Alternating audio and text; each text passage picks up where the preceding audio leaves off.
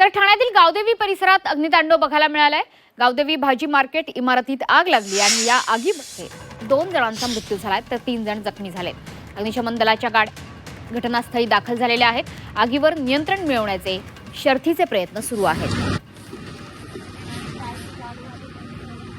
तर या आगीमध्ये 2 जणांचा दुर्दैवी मृत्यू झालाय। खरं तर आगीवर नियंत्रण मिळवण्याचे शर्थीचे प्रयत्न अग्निशमन दलाकडून सुरू आहेत। या संदर्भात आढावा घेतलाय आमचे प्रतिनिधी शुभम कोळी यांनी।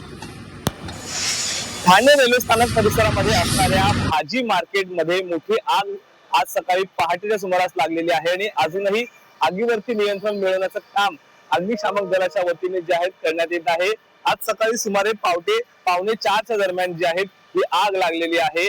भाजी मार्केट व त्याचबरोबर दुसऱ्या बाजूला कपड्यांची दुकानं असल्यामुळे मोठ्या प्रमाणात आगीने जो आहे तो पेट घेतला आणि याचमुळे मोठी आग जी आहे ती वाढत गेली। एका बाजूला भाजी मार्केट, कपड्यांची दुकान, दुसऱ्याच बाजूला ठाणे महानगरपालिकेची प्रभाग समिती आहे।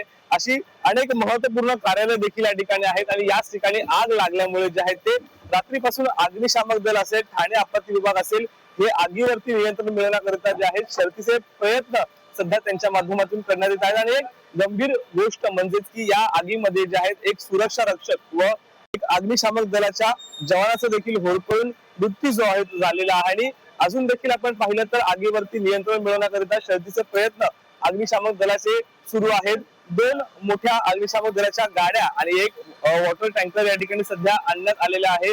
सकाळची वेळ आहे, स्टेशन रोड परिसर आहे आणि याचमुळे मोठ्या प्रमाणामध्ये चाकरमानी वर्ग असेल या ठिकाणी रेल्वे पकडण्याकरिता जात असतात, परंतु एक महत्वपूर्ण हा स्टेशन रोड परिसर असल्यामुळे आता हा मार्ग देखील नागरिकांकरिता असेल, वाहनांकरिता असेल पूर्णपणे बंद जो आहे केलेला आहे।